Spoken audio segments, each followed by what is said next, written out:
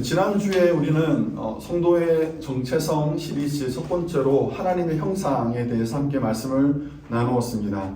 하나님의 형상, 그 요지는 무엇이냐? 우리는 하나님을 닮은 사람들이다 라는 거예요. 우리가 하나님을 닮았다, 이것이 우리의 정체성이라는 거죠. 여러분, 지난 한 주간 여러분은 하나님을 닮은 사람으로서 잘 살고 계셨는지요? 여러분을 보면 하나님을 볼 수 있었는지요? 예, 아멘이 선뜻 안 나오죠? 예, 저도 어쩌면 부족한 시간들을 보냈습니다. 저도 저의 모습을 통해서 하나님의 모습이 더 많이 보여줬으면 좋았겠지만 저희 성질내고 짜증내고 그랬던 모습이 더 많았던 것 같아요.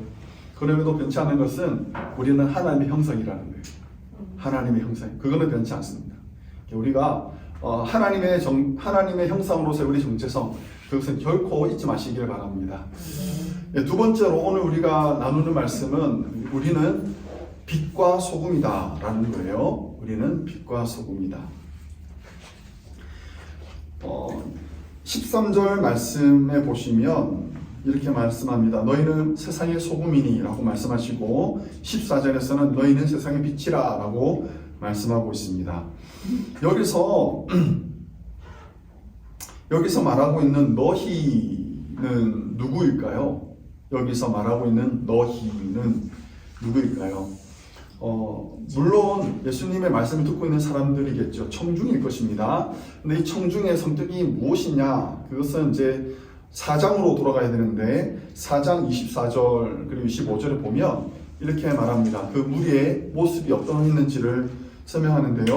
그의 소문이 온 수리아에 퍼진지라 사람들이 모든 앓는 자 곧 각종 병에 걸려서 고통당하는 자, 귀신 들린 자, 간질하는 자, 중풍병자들을 데려오니 그들을 고치시더라. 자, 보시면 지금 예수님 앞에 모여든 사람들이 누구냐 하면 병든 사람들이에요.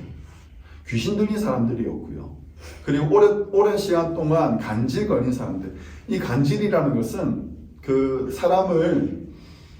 사람의 그 존엄이 무너지는 병이에요. 존엄이 무너지는 병이에요. 그래서 굉장히 몸이 아픈 것도 있지만 간질병 때문에 사회적으로 정서적으로 굉장히 피폐한 삶을 살게 되는 그런 질환입니다. 그래서 참 어렵고 괴로운 시간들을 보낸 사람들이었죠. 자, 그리고 25절을 보시면 갈릴리와 데가볼리와 예루살렘과 유대와 요단강 건너편에서 수많은 무리가 따르니라 라고 말합니다. 지금 예수님 앞에 모여있는, 지금 갈릴리에서 예수님 앞에 모여든 사람들이 어디서 왔느냐 보시면 갈릴리, 지금 예수님과 그 무리들이 모여있는 그 지역뿐만 아니라 데가볼리는 그 동편에 있는 지역인데 10개의 도시라는 뜻인데 거기에는 이방인들이 사는 곳이에요.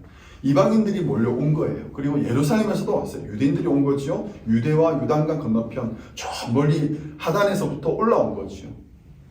예수님의 소문을 듣고 온 지역에 흩어져 있던 많은 사람들, 병든 사람들, 귀신 들린 사람들, 간질하는 사람들, 외면받는 사람들, 이런 사람들이 다 모여든 것입니다.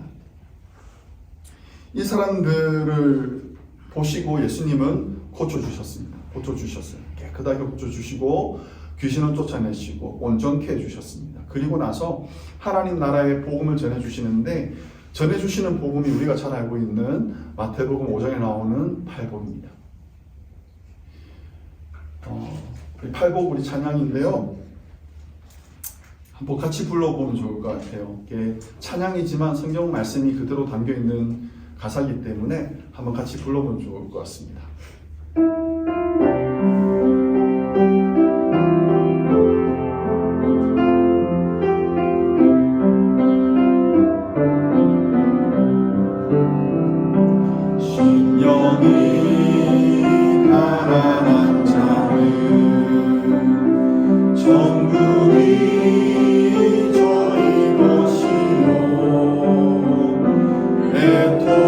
애통하는 자는 복 있네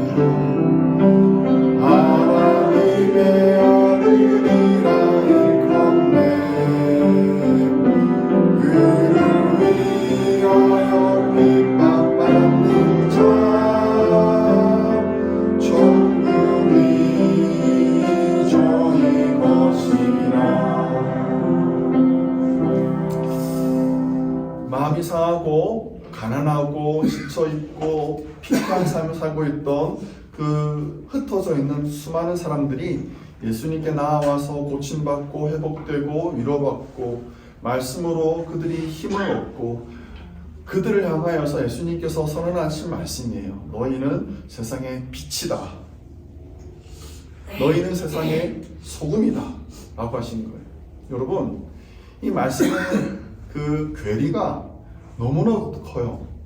이 사람들은 외면받는 사람들이었습니다. 그들 곁에 서서 그들을 위해서 목소리 내어주는 정치인이 없었고요. 그들의 그 상처를 보고 가슴 아파하며 그들을 위해서 온 힘을 다해서 고쳐주는 의사 하나 없는,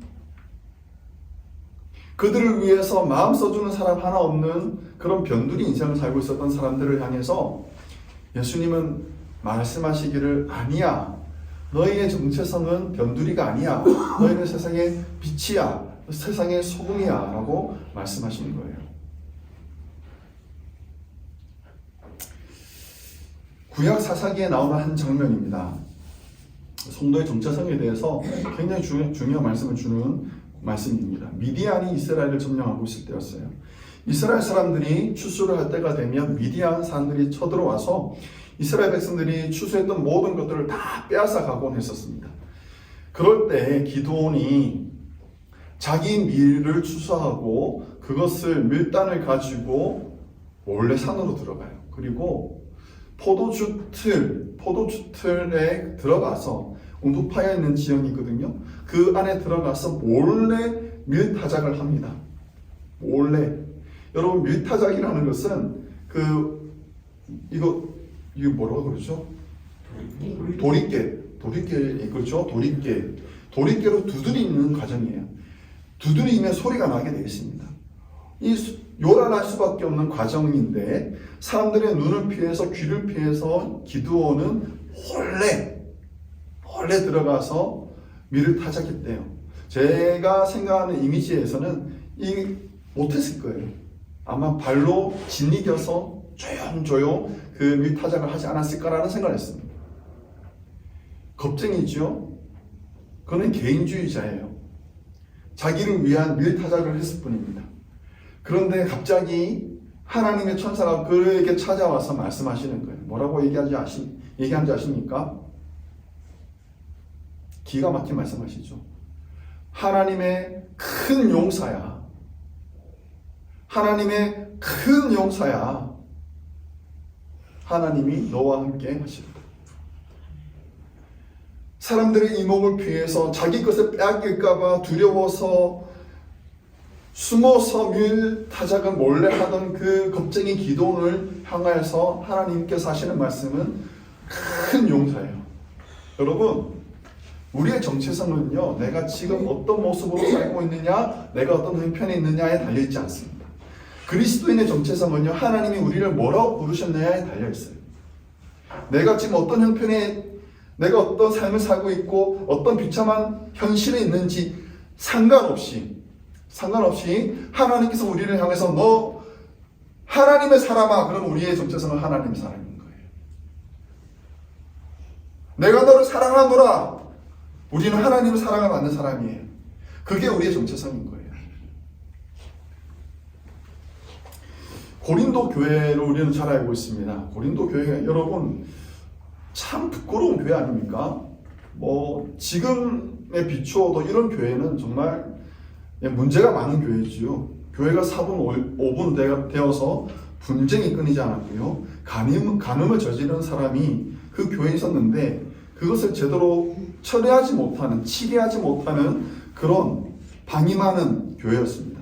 성도들끼리 일어난 분쟁을 가리켜서 그것을 교회 안에서 해결하지 못하고 세상 법정으로 끌고 가서 서로 고소 고발하는 그런 교회였습니다. 여러분, 이런 교회 지금 또 이런 교회에 있으면 지탄의 대상이죠. 손가락질 받습니다. 그런데 그런 교회를 가리켜 사도 바울이 뭐라고 얘기하냐면요, 1장 2절 상반절인데 고린도에 있는 하나님의 교회 곧 그리스도 예수 안에서 거룩하여지고 성도라 부르심을 받은 자들이라고 부릅니다. 여러분, 우리의 모습은 참 부끄럽습니다. 우리의 모습은 물론 여기서 봤을 때는 당연히 괜찮아 보이세요. 멀쩡해 보입니다. 그런데 우리의 부족한 모습을 누가 더 잘합니까? 내가 더 잘하잖아요. 그리고 나의 그 모난 모습들, 나의 상처 입은 그 삐뚤어져 있는 그 모습들은요, 하나님 더 잘하세요. 하나님 앞에 섰을 때 우리는 부끄러울 수밖에 없습니다. 그런데 그 교회를 향해서 사도 바울이 그리고 하나님을 뭐라 부르십니까? 하나님의 교회래요. 하나님의 교회. 그리스도 예수 안에서 거룩하고 완전한 교회래요. 그리고 우리를 가리켜 성도라고 부르셨습니다. 이게 우리의 정체성인 거예요. 여러분, 마귀는요, 우리를 넘어뜨리려 합니다. 우리를 공격합니다. 근데 우리를 공격하는 포인트가 어디 있냐면 우리의 정체성이에요. 우리의 정체성을 자꾸 무너뜨리려고 해요.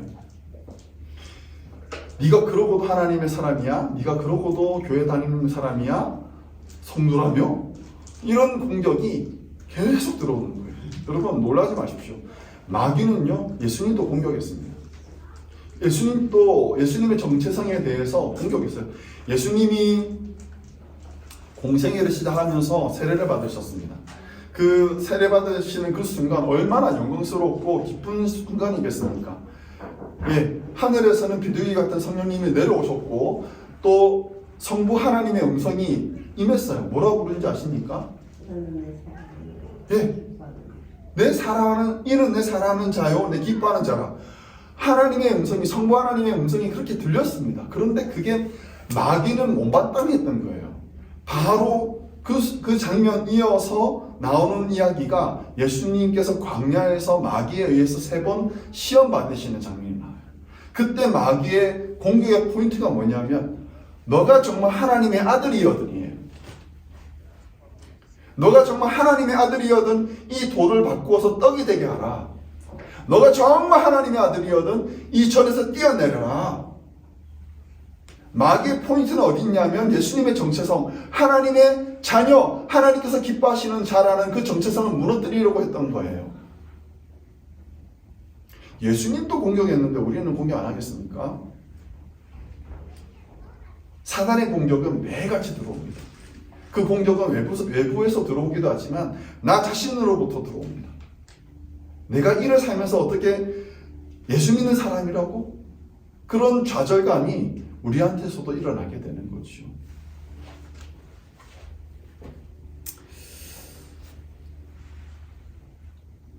그런데 사랑하는 성도 여러분, 오늘 말씀에서 예수님께서 우리를 가리켜 뭐라고 부르시냐면 너희는 세상의 빛이다.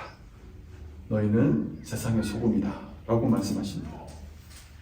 우리가 그렇게 살았기 때문에 그렇게 부름받은 것이 아니고 하나님께서 우리를 그렇게 부르신 거예요. 우리의 정체성은 우리가 노력해서 얻는 것이 아니고 하나님께서 부르심으로 말미암아 만들어지는 것입니다. 제가 좋아하는 찬양인데요. 제가 좋아하는 찬양인데 한번 불러드리겠습니다. 힘들고 지쳐 낙마하고 넘어져 일어날 힘 전혀 없을 때 조용히 다가와 손잡아 주시며 나에게 말씀하시네. 나에게 실망하며 내 자신 연약해 고통 속에 눈물 흘릴 때 못자국 난 그 손길 눈물 닦아주시며 나에게 말씀하시네. 하나님이 이렇게 우리를 부르십니다. 너는 내 아들이라. 오늘날 내가 너를 낳도다. 너는 내 아들이라. 나의 사랑하는 내 아들이라.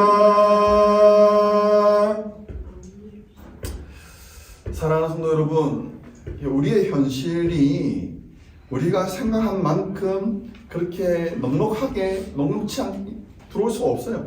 우리는 어려운 삶을 살아가고 있습니다. 그 시간을 살아가면서 내가 그 이름에 걸맞지 않게 사는 것을 보고 좌절할 때가 있고 힘들 때가 있습니다만, 사랑하는 성도 여러분, 우리의 정체성은 결코 무너지지 않습니다. 우리의 정체성은 하나님께서 우리를 그렇게 부르심으로 말미암아 이루어지는 거예요. 여러분은 주의 자녀들입니다. 여러분은 하나님의 사랑을 받은 사람들입니다. 여러분은 이 세상의 빛으로 부름받은 사람들이고 이 세상의 소금으로 부름받은 사람들입니다. 자기의 정체성을 여러분 절대 잊지 마시기 바랍니다. 나는 그렇게 살지 못한다 할지라도 하나님께서 여러분을 그렇게 사용하실 줄 믿습니다. 그렇게 쓰임받는 복된 성도 되시기를 주의 이름으로 축원합니다. 예수님은 우리를 세상의 소금이라고 하시고 세상의 빛이라고 말씀을 하십니다. 여기에 보면 반복되는 말이 있습니다. 세상의라고 말이 붙어 있어요. 너희는 소금이다, 너희는 빛이다 라고 하지 않으시고 너희는 세상의 빛이다, 세상의 소금이다 라고 말씀하십니다. 여러분, 우리가 있어야 할 곳은 어디일까요? 세상이라는 거예요. 세상. 소금은요, 지금은 우리가 흔하게 사용하고 있지만 고대 사회에서는 소금은 굉장히 귀한 것이었습니다. 비싼 것이었습니다. 우리가 뭐 월급이라고 번역하는 샐러리가 사실은 그 소금, 솔트에서 나온 파생된 단어예요. 그만큼 소금은요, 돈이기도 하고 귀한 것이었습니다. 사람들이 귀한 것을 어디다 보관했을까요? 소금을 단지에 보관했어요. 단지. 소금 단지에 보관한 거죠. 그래서 그 귀한 소금 단지를 품에 품고 살았겠죠? 애지중지하며 살았겠지요? 이거 줄어들까봐 막 벌벌 떨면서 살았겠지요? 아니요. 필요할 땐 썼어요. 그렇죠? 소금 어떻게 해야 됩니까? 뿌려야 됩니다. 맹맹한 국에 뿌려야 되죠. 그렇죠? 필요한 곳에 뿌려야 돼요. 썩어가는 것을 보면 뿌려야죠. 썩지 않도록. 그렇게 소금은 뿌려지기 위해서 쓰는 것입니다.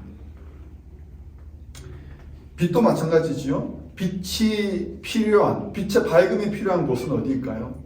어두운 곳이지요. 보이지 않는 곳입니다. 막한 곳, 그런 곳에 빛이 필요한 것이지요. 빛이 비추어서 옳고 그름이 분별되어지고 길이 보여야 하는 것이 바로 빛의 역할입니다. 우리가 불평하는 것 중에 하나가 요즘 세상은 왜 이렇게 썩었냐라는 것입니다. 뉴스를 접하면 분통이 터지는 이야기들이 많습니다. 뭐 제가 일하는 곳에서 어르신들을 이제 모시다 보면 이제 한 번씩 이제 터져 나와요. 막 터져 나옵니다. 세상이 썩었다고. 세상이 썩었다고. 요번에 투표도 했잖아요. 선거도 했는데 막 분통이 터져가지고 썩었다고 막 얘기를 하십니다. 저는 이게 사실 건면한다. 뉴스 보지 마시라고.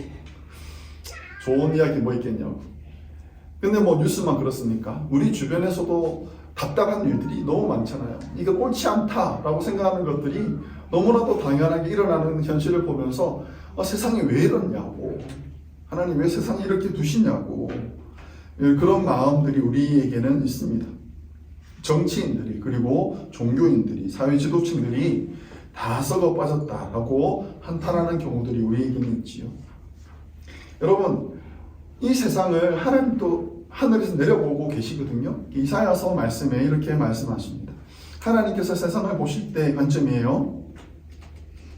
정의가 뒤로 물리침이 되고 공의가 멀리 섰으며 성실이 거리에서 엎드러지고 정직이 나타나지 못하는도다. 성실이 없어짐으로 악을 떠나는 자가 탈취를 당합니다. 하나님께서 하늘에서 땅을 바라볼 때 정의가 사라지고 불의가 막 기세등등하게 일어나는 것을 보신 거예요. 정의롭게 살다가 오히려 그들이 탈취를 당하는 것을 보시면서 하나님도 마음이 아프신 거죠. 이 말씀이 이렇게 이어져요. 여호와께서 이를 살피시고 그 정의가 없는 것을 기뻐하지 아니하시고. 자, 세상이 이상하게 돌아가는 것을 보시고 하나님은 기뻐하지 않으셨다라고 얘기해요. 자, 그 다음 장면인데요. 사람이 없음을 보시며 중재자가 없음을 이상히 여기셨으므로. 자, 여기에 우리가 좀 집중합시다. 하나님께서 이상하게 여기신 장면은 뭡니까? 세상이 썩은 것을 보고 이상히 여기신 걸까요? 아니요. 세상이 썩은 것은 이상하게 여기시지 않으셨어요. 그냥 가슴 아파하셨을 뿐입니다. 이상하게 여기신 건 뭐냐면 사람이 없는 거예요. 어떤 사람요? 중재자가 없는 거예요. 어떤 중재자요? 하나님과 이 땅 사이에서 중재하는 사람이 없다라는 거예요. 이 땅에 소금으로 부름받았고 빛으로 부름받은 사람들이 분명히 있는데 보이지가 않는 거예요. 하나님 보내셨는데 그들이 보이지 않는 거예요. 이상한 거예요. 도대체 어디 간 거냐고요. 그것이 하늘에서 이 땅을 바라보시는 하나님의 관점이었습니다. 이상한 일이에요.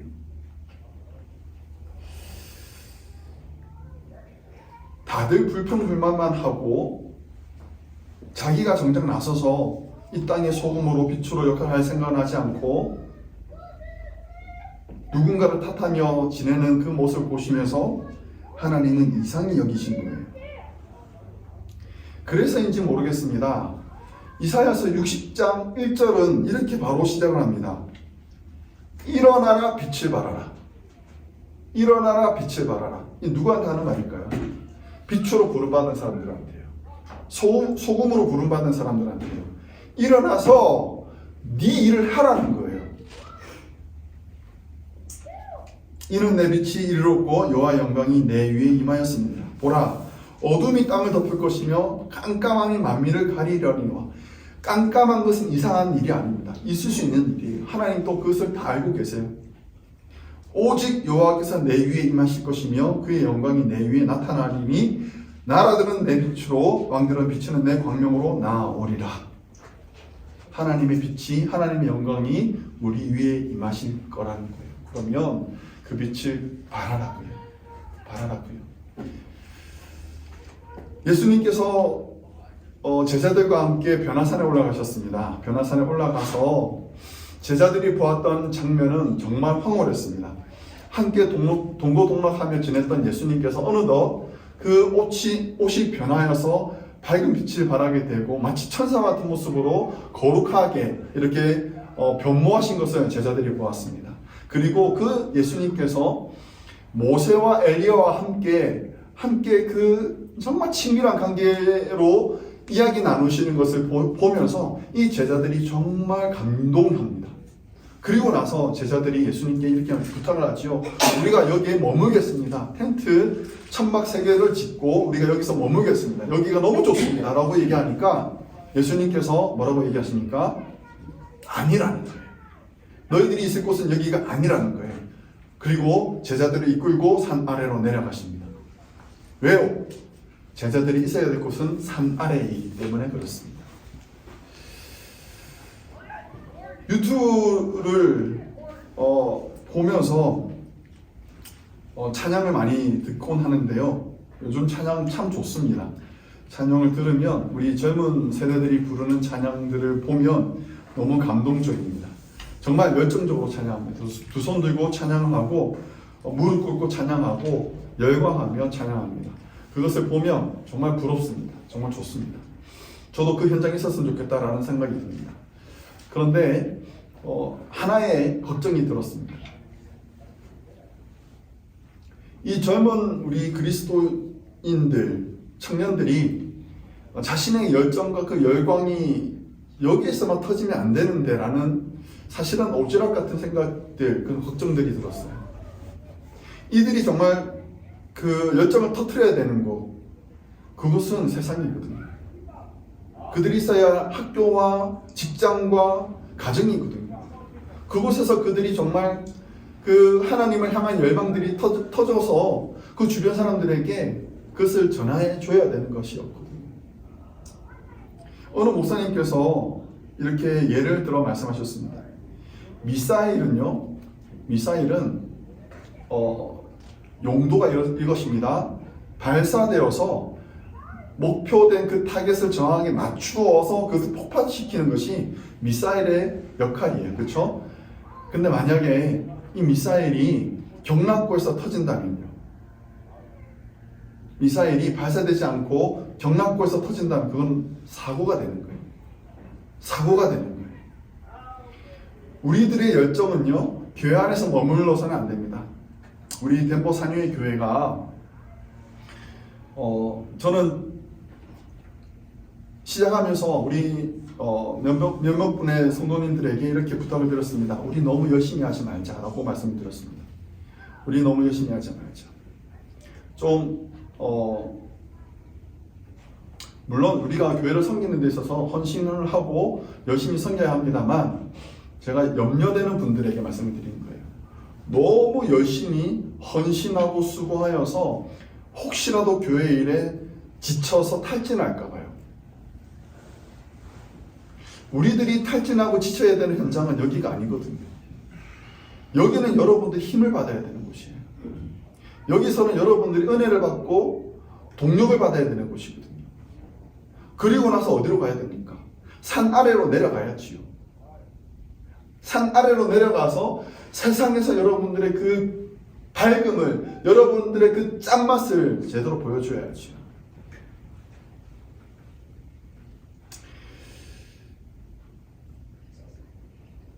여러분, 우리 몸의 비유를 하나 들겠습니다. 우리 몸의 비유를 하나 들면 우리 몸에는 상당히 많은 혈액이 흐르고 있습니다. 그렇죠? 혈액이 흐르고 있습니다. 우리 심장에서 뿜어져 나왔던 혈액은 어디로 갑니까? 온 몸을 흐릅니다. 온 몸을 흐르는데 그냥 가는 게 아니지요. 신선한 산소를 품고 온 몸을 떠돌아다닙니다. 그래서 산소가 필요한 곳으로 그 혈액들이 흘러가는 거예요. 그래서 우리 몸이 이렇게 살아있을 수 있는 겁니다. 그런데 자신의 역할을 다했던 그 혈액들은요, 어디로 갑니까? 다시 심장으로 들어가요. 찌꺼기를 다 품고 자신의 소임을 다한 혈액들은요, 다시 심장으로 들어갑니다. 들어가서 심장에서 다시 정화가 되는 거예요. 정화가 되고 산소를 다시 공급받고 건강해지고 깨끗해지고, 그리고 나서 다시 뿜어져 나서 우리 온몸을 흘러갑니다. 이것이 우리 몸의 혈액의 순환이에요. 성도의 삶도 마찬가지입니다. 여러분, 제발 교회에서 탈진하지 마시기 바랍니다. 교회에서 여러분 힘을 얻으셔야 돼요. 예배에서 힘을 받으셔야 됩니다. 예배에서 여러분들 은혜를 받으셔야 되고, 예배에서 여러분들이 회복되셔야 돼요. 그리고 나서 그 힘을 가지고, 동력을 가지고 여러분 가정으로 들어가십시오. 여러분 죄송합니다. 여러분 가정은 편안하게 쉬어야 될 곳이 되어야 될 텐데, 여러분 필요하다면 여러분의 가정에서 여러분들의 그 빛됨을, 여러분들의 그 소금됨을, 하나님의 백성됨을 여러분들이 제대로 보여주셔야 돼요. 그리고 제발 좀 방심하지 마십시오. 가정에서 방심하시면 안 돼요. 방심하지 마시고 좀 불편하게 사십시오. 불편하게 사셔야 돼요. 여러분 직장에서도 마찬가지죠. 여러분 직장에서 그리스도인답게 살아야 될 거 아니겠습니까? 사랑하는 성도 여러분, 예수님은 우리를 가리켜서 너희는 세상의 빛이다, 세상의 소금이다 라고 부르셨습니다. 이것이 바로 우리의 정체성입니다. 나의 모습, 나의 삶의 그 모습은 그렇지 못할 수도 있습니다만, 우리의 정체성은 내가 어떻게 했느냐에 달리는 것이 아니고 하나님께서 우리를 어떻게 부르셨느냐에 달려있어요. 사랑하는 성도 여러분, 여러분은 빛입니다. 여러분은 소금입니다. 여러분, 그에 걸맞는 삶을 여러분의 가정과 직장과 세상에서 살아내시기 바랍니다. 설령 그렇게 못 살 수 있습니다만 걱정하지 마십시오. 결국에는 하나님께서 그렇게 여러분들을 사용하실 것입니다. 그렇게 쓰임받는 복된 성도 되시기를 주의 이름으로 축원합니다.